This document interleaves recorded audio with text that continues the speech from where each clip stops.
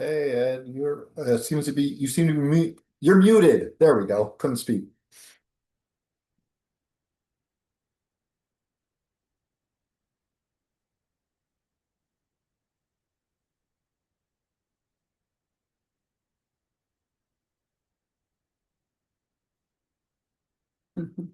They're calling me. Calling IT support.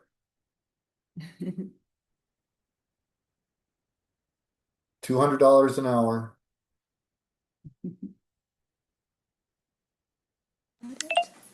There you And go. you, there we go.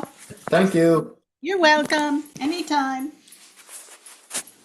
Okay, what just happened? Now they can hear you. Oh,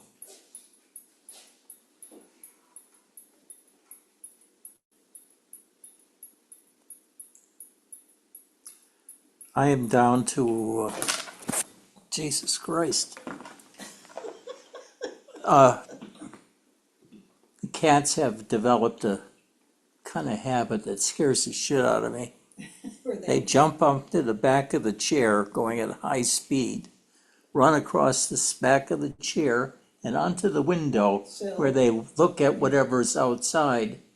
But several times they've crashed in my head in the process, and it's quite unnerving to have a little body flung into your head going maybe 15 miles per hour, and you wonder, what did you do to deserve this? But right now, I can tolerate it. But I need a new computer, that's the problem. And I'll get it eventually, but I'm in no rush to do it.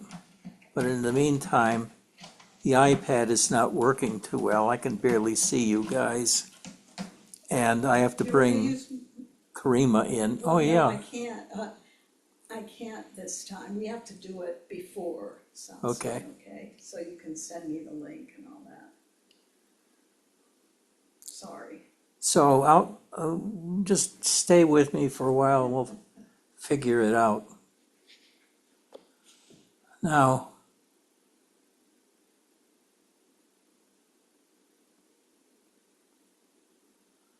one of the most important things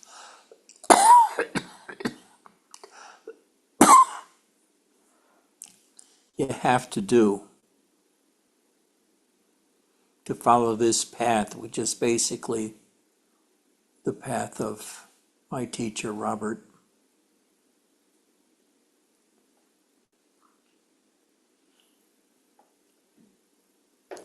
is learning how to live in silence.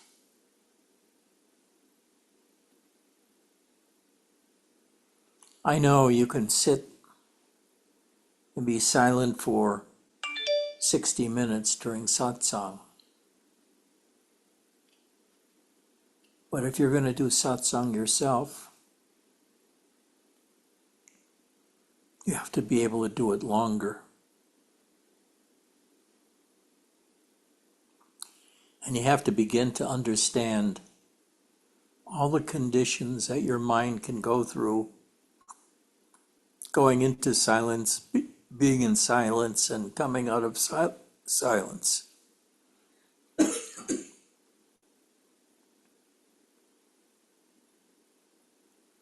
The mind, as most of us know it,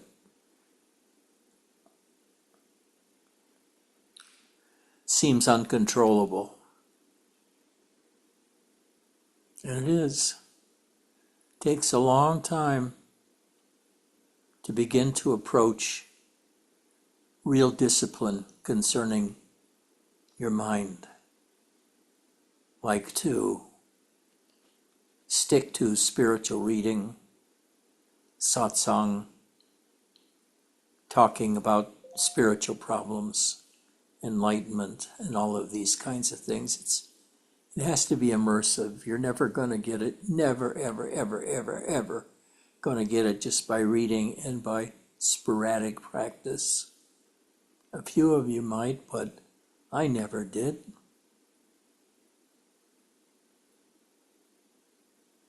I mean, I knew for decades that I was on a path that required emptiness, and I had many periods of emptiness and of silence in the mind, but it was nowhere near what was needed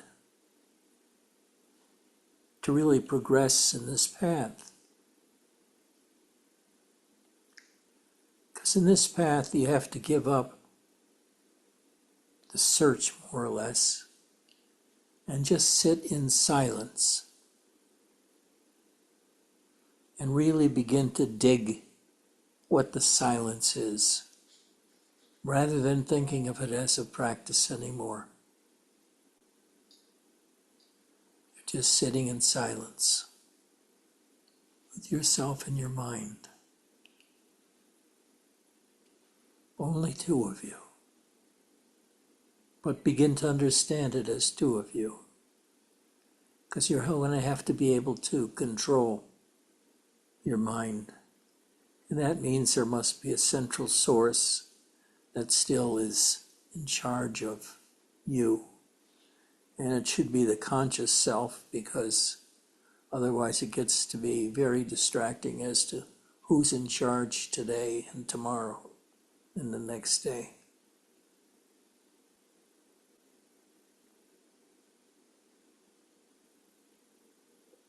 The most wonderful thing that in the world that can happen to a deep spiritual student in the tradition of Robert Adams and many others is to give up all the random thinking we do during the day and focus instead on ourselves. Watch ourselves. Watch the mind. Try to get to a place where thoughts stop. Now, a lot of people will tell you that if you use the mind to force the mind to stop, it's going to reinforce the mind. And it does. But usually the mind can also oversee that the value of being stopped and being empty is incalculable, and it allows this process to go on.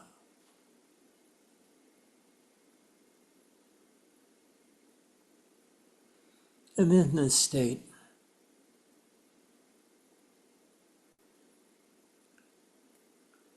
the easiest way is to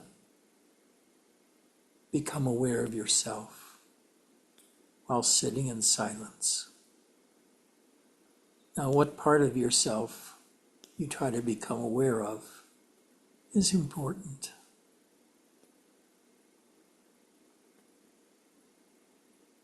There's the mind that's generally in charge, which we'll call you.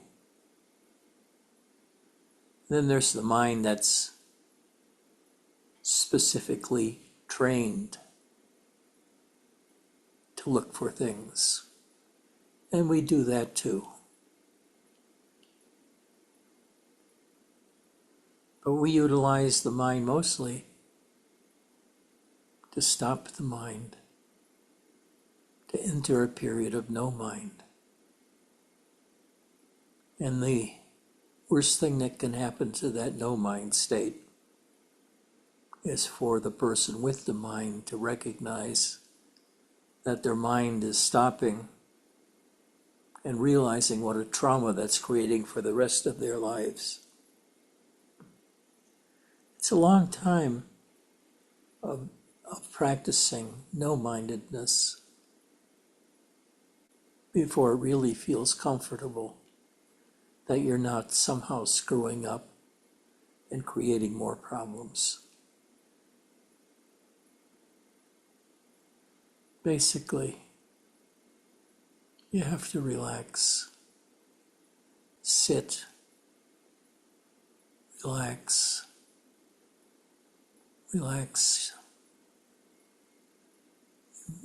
You may let your mind wander and just watch it. and be aware then. Be aware of all the different feelings. And I don't mean like random emotions, but the feelings in your body, sensation, and how they change depending on whether you're in silence or you're speaking. Because eventually you want to mostly live in a verbal silence that's silent even when we're not in satsang or you're not deliberately trying to practice a spiritual practice of silence. We are shooting for the world of post such instructions. In other words, practice being in silence. Maybe practice an hour a day, but it's necessary to silence the mind. And so what silences the mind? Well, the mind silences the mind. The mind is splittable into tasks. So you have to train it and have one part of your mind in control of the others. The goal of this is to be awake, deeply awakened. Awaken deeper than the verbal mind. Deeper than thoughts. And you go deeper into more primordial elements of yourself. You learn what they are, and you learn to silence them. So eventually you go more or less in this silence, and you have many experiences going into the silence of what you have to do to survive silencing your mind. You might ask, what do you mean surviving the silence of the mind? What are you doing to me to make me enter such a dangerous fray? Well, I'm not making you do anything. This you have to do of your own volition.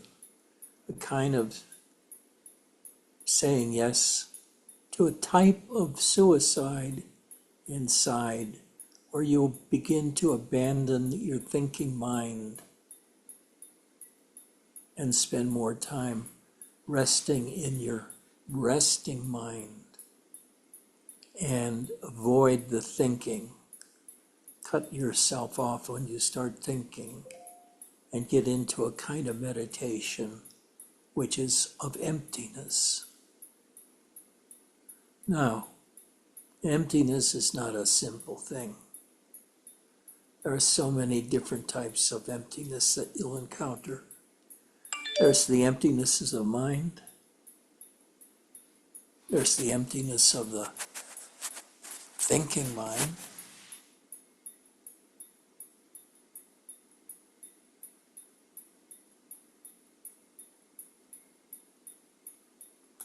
There's an emptiness in the terms of an absence of a desire to do anything, to either train the mind or not to train the mind. And there are many more like that. And of course, there are different ways of handling this emptiness, because most of the things we call empty mind require there to be a verbal emptiness, or even no songs either, no sounds. Although you may use sounds to get into the meditation.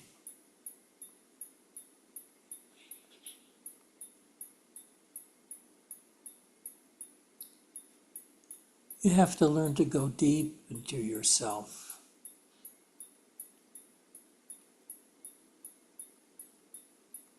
Go deep into the silence of yourself.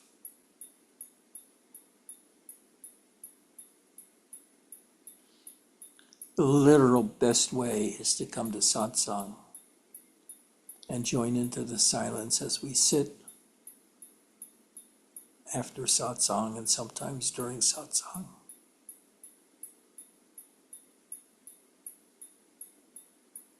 Attaining an ability to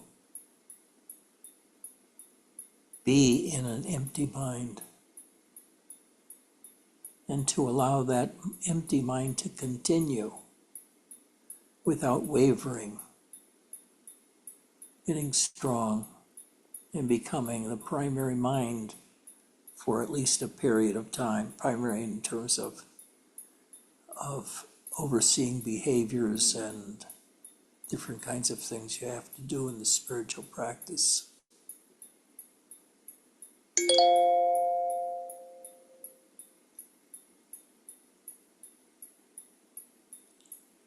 The most important thing is to learn how to sit in silence and with your mind turned around from facing outside to feeling like you're facing inside into your own mind.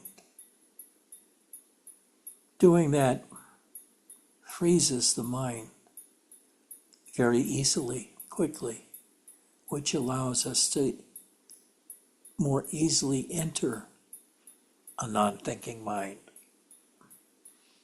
These are the things you learn by practicing meditation or trying to practice meditation. Becoming mindless is a really important step. It's important to be able to last half an hour or an hour without thinking, because only with the empty mind can you really feel peace. Or you can feel peace with almost empty mind, but you know what I mean. There are different kinds of emptinesses, from superficial emptiness to a deep emptiness of the self and of all sensation and of all thinking. There are so many things that are being learned in one satsang. I can mention just a few dozens of the things. This is not something easily picked up and mastered in a week or two. This is kind of a lifetime thing, you and your mind. And you have to become aware of the difference between me and my mind, because my mind will try to make itself the master before it sees clearly that is the Son, not the Father. By that I mean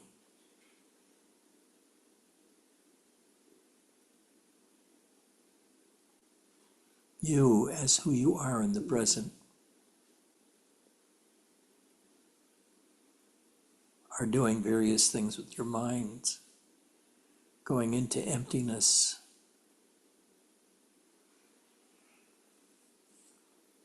going into silence, going into various alternatives to silence, like saying, who am I? Who am I? Which is an alternative practice to reach the silent mind. But the approach eventually is to be able to obtain an empty mind, one that does not move, and that you're not stifling and forcing the lack of movement.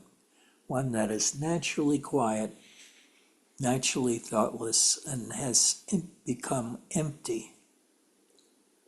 Now this mind tends to be very blissful, and that's one of the reasons it makes it easier. The closer you get to this ability to be mindless, the much better it feels, because you're beginning to get real spiritual experiences throughout your whole body.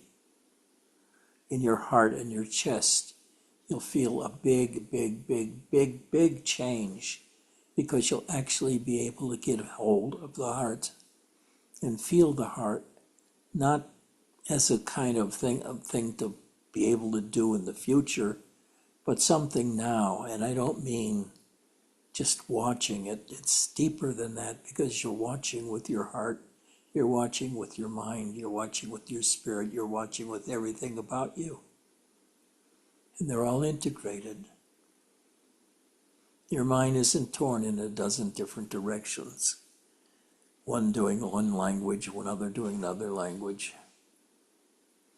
It helps, of course, to have a very simplified mind, not mind, life, in order to do this. The idealist one would be, of course, to be unemployed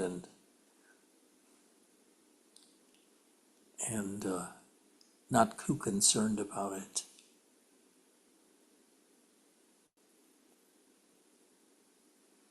What happens normally is, bit by bit, we become detached from the everyday life of a normal person and begin to explore those realms of mind and spirit within that most people never see, never experience, never understand. And because of that, they lack the substance that you can get by being able to live inside nothingness. When you gain nothingness, it's complete peace.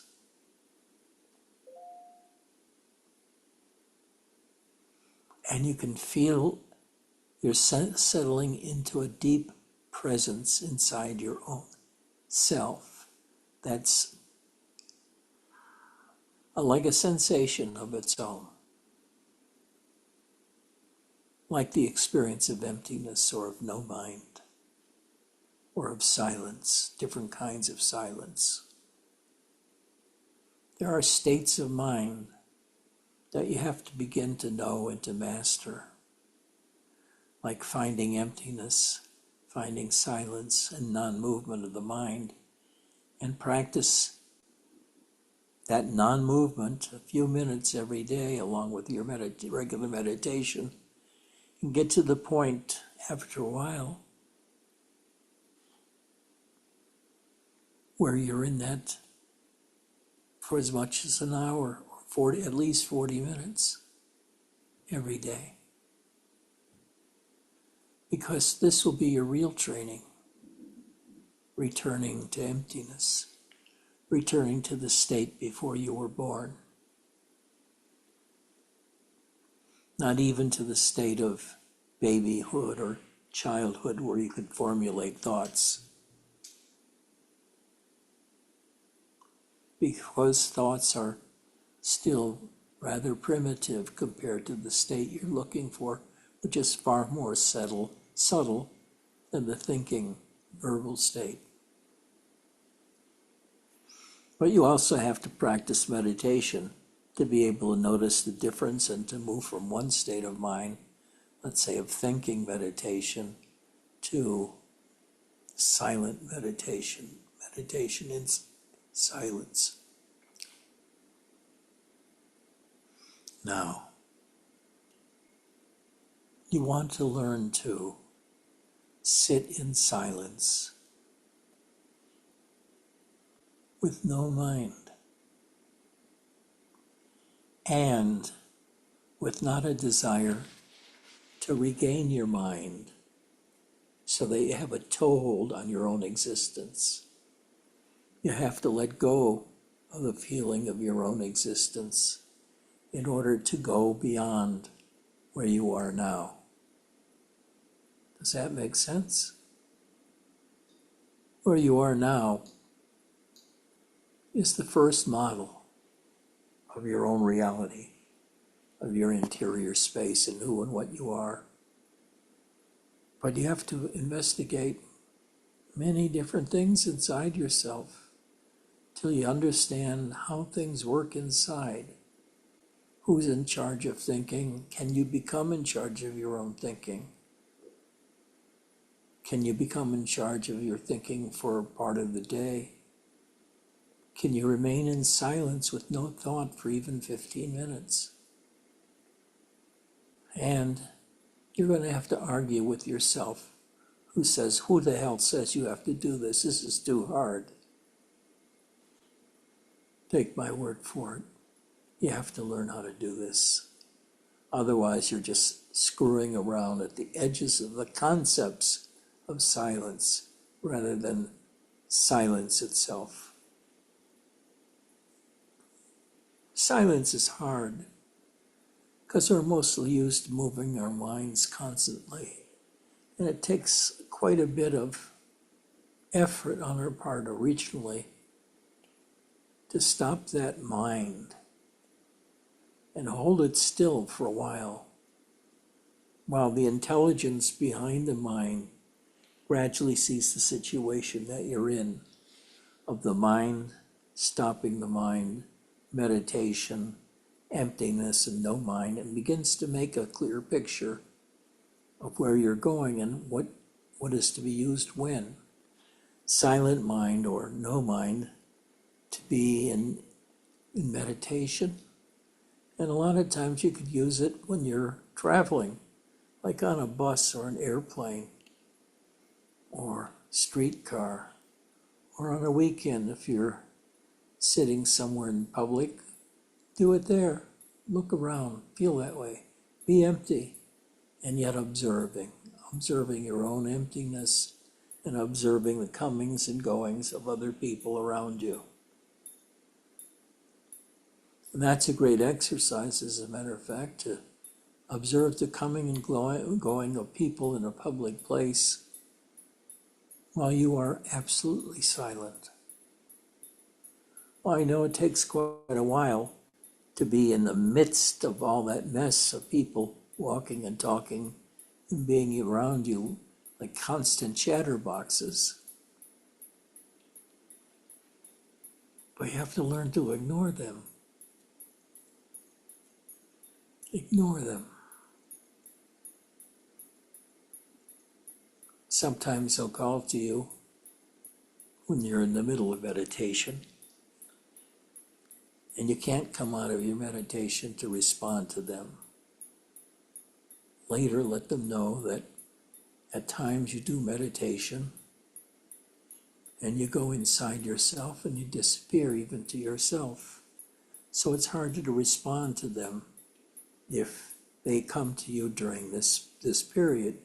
You may remember that it happened and address it afterwards, but they can pick up part of the loop of established communication themselves by approaching you and talking about it.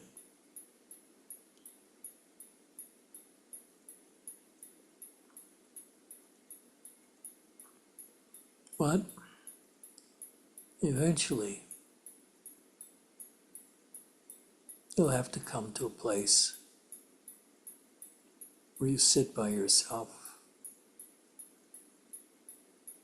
and there's no speaking and there's no thinking.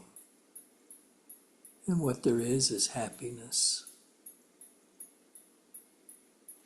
Complete happiness that's almost physical in terms of its presence. Now this happiness will grow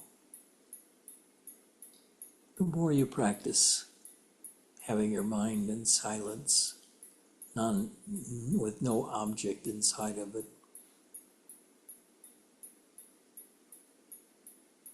The more you can do it, the deeper you can go. I guess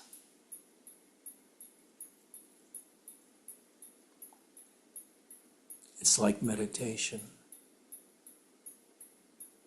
At first, meditation is hard. It's hard to hold on to it. It's hard to set a 15-minute period to do something. And when you're in meditation, it's hard to know what's what. What's the thinking mind? What's the watching mind? What's the understanding mind? What's no mind? And how do they all work together?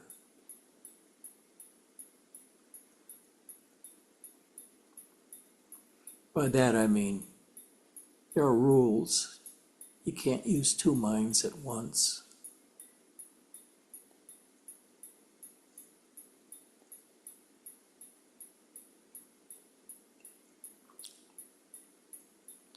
Unless it's like one mind is walking mind and another is talking mind, and you can't do both.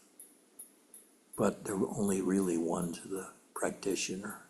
They're integrated over many years. So there's only one, they're not two anymore. And what does one gain by this silence? Well, for one thing, you gotta recognize that most people are batshit crazy. And the only thing they'll do with you is disturb you, because their batshit craziness will be directed in your direction sooner or later. And when you encounter it, it's sort of difficult to deal with, because batshit craziness doesn't really have a Weltanschauung of its own. It borrows from others. But a person who is at rest in themselves, who is in the silence, whose mind no longer prides itself on thinking and doing, but who sits quietly in one's own presence and finds happiness. This state brings very rapid changes in your personality. Very rapid compared with maybe an ice age, but it's slow, but it's rapid compared with a lot of things that happens to us in our minds.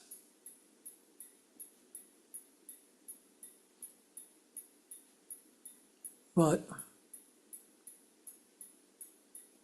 most importantly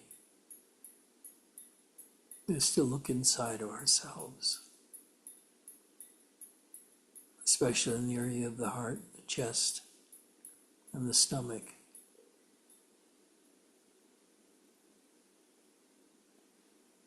Which is the major area that meditation takes place.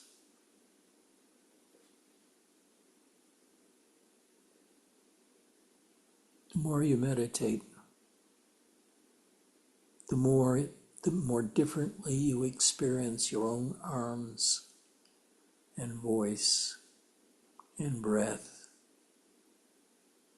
and arm movements.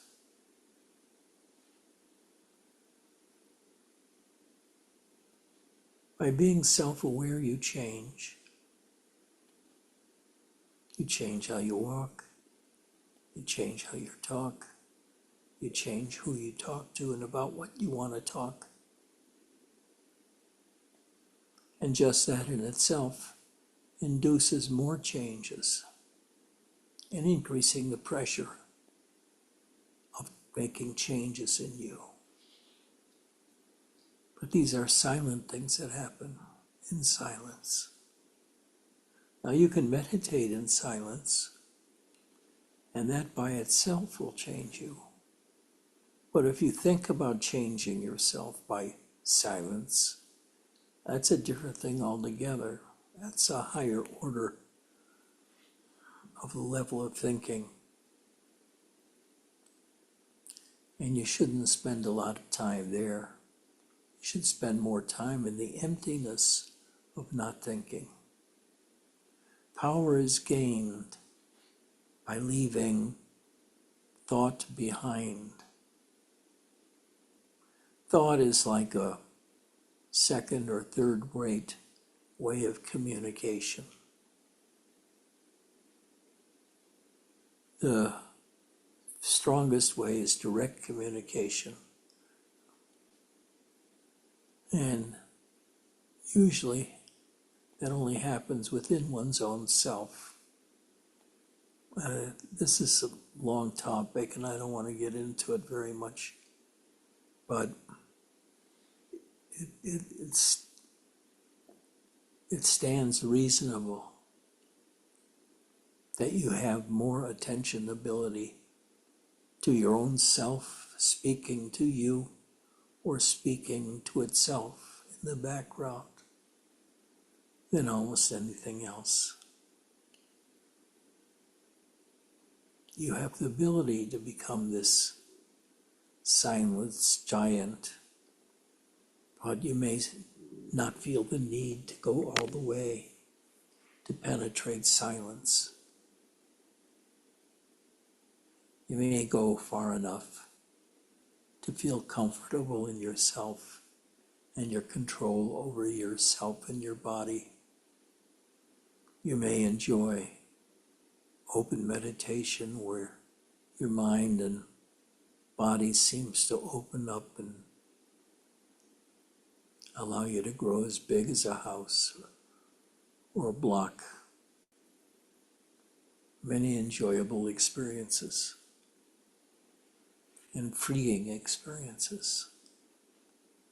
Gradually, you notice that you're freer and freer of all things.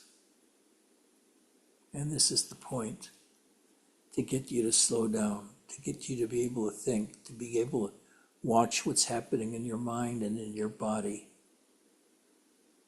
and to attain a kind of silence of enough degree to influence how you behave and how you understand things. The more you understand emptiness, the more you understand nothingness, the more you understand no time, no space, the easier it is to progress, because it's a progression into the emptiness of the mind rather than the contents of the mind. Actually, it's a different area of the mind. It's a much deeper level, and the thinking on this level is simpler and more physical. But you'll understand. You can understand most of it right now, that the mind that deals with everyday events is normally much more active than the one that's trying to get to sleep or to try to think about a problem. Whatever it is, wherever you are with this,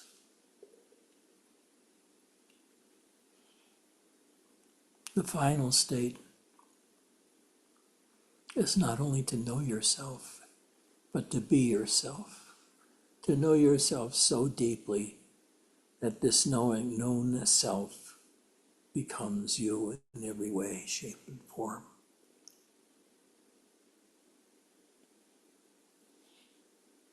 Your knowledge of yourself is perfect, because you're the master not only of the living level of being an everyday person, an adult, but also of the mind that moves or doesn't move, depending on its need. You can let your mind move. You can control whether it moves or not, and change the direction in order to solve a problem, if you want, in your mind.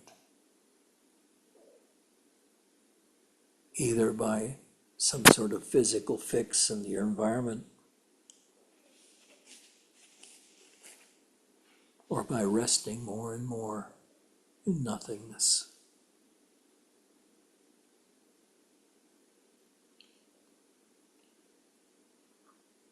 In any event, it's really important to become aware of nothingness,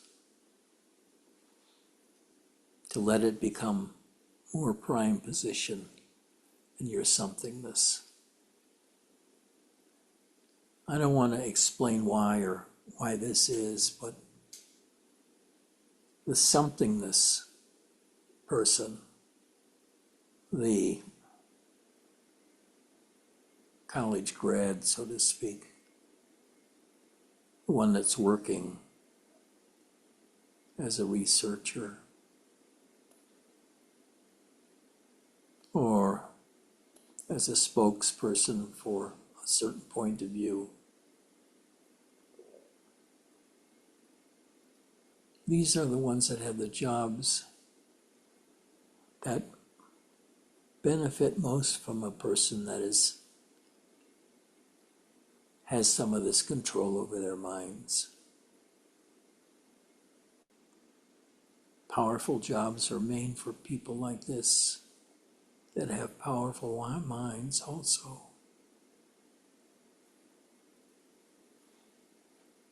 And that's, I think, the best you can achieve in this world is a kind of cooperative living together with certain people, with a lot of space, open space, and a tolerance for thinking, even though you're trying to quit thinking, and so are the others.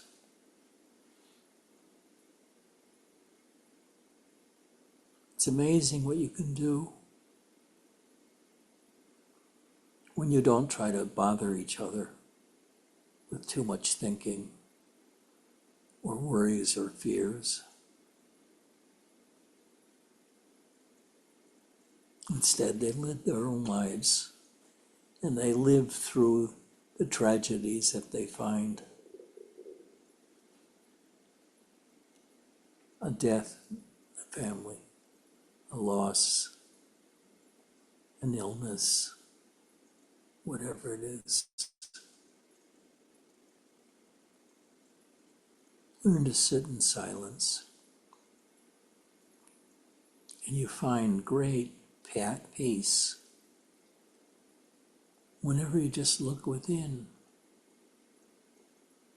and become still.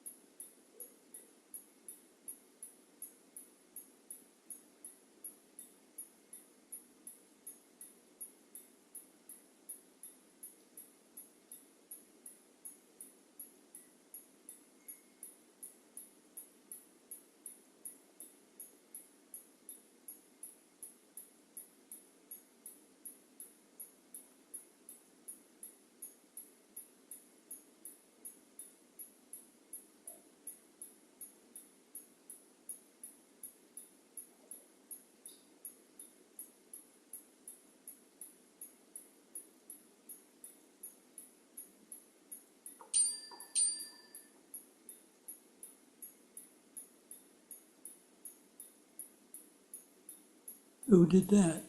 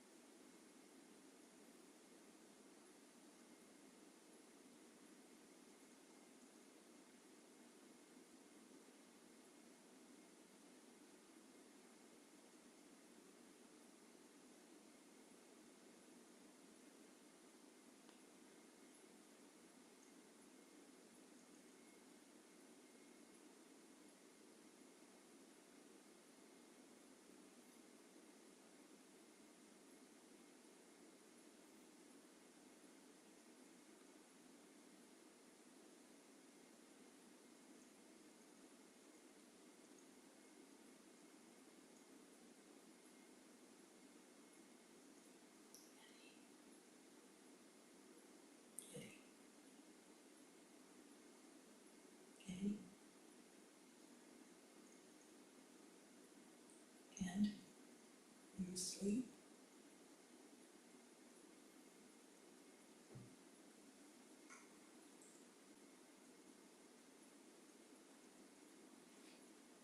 Awake or asleep?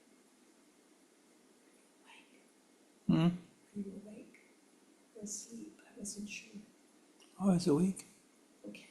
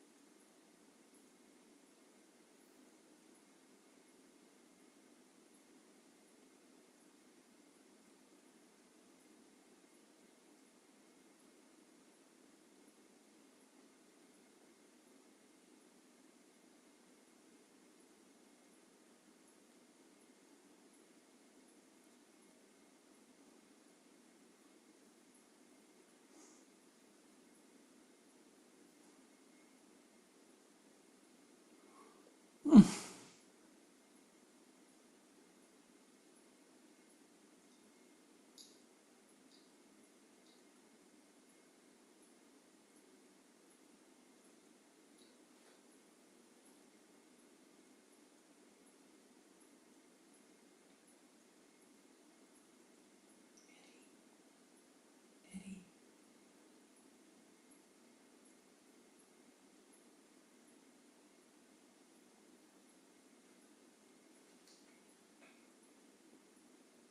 Sweetie. Sweetie. Eddie. Eddie. We're still in satsang. What? We're still in satsang, you know. We are? Yes.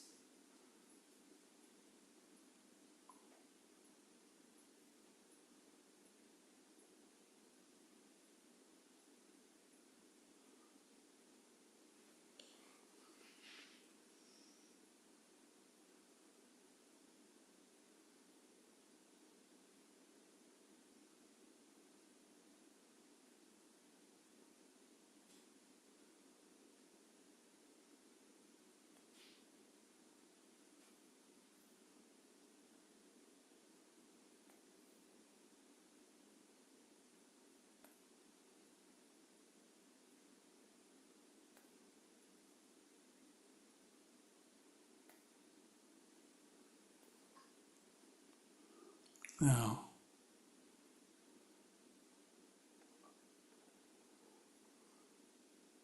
bring back your thinking mind. Bring back that captain.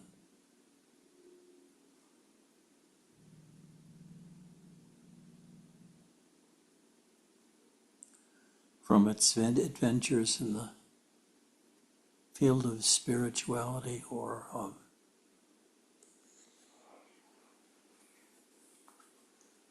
depths of understanding and of being. Come back into yourself.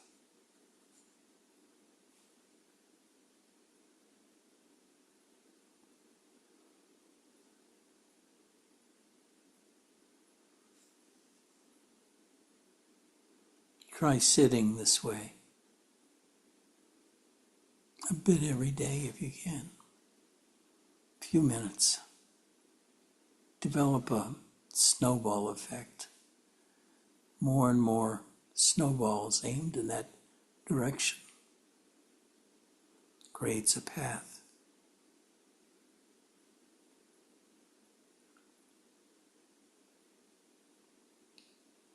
Anyway, I'll see you all next week.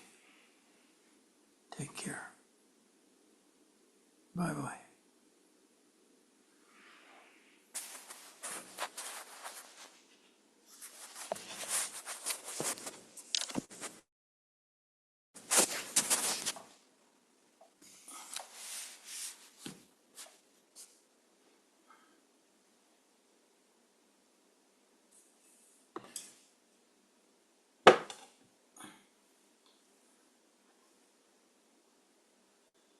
You were in very deep samadhi. Yes. You were like this. That's why I thought I better see if you were still. Hi, Ed. Karima, you're still here. Okay. Oh, shit. Oh, shit, yes. How did we get to be here? I don't know. Who knows? It was because you were in such deep samadhi. How about this? It's over. Go home. Go home. Shut up.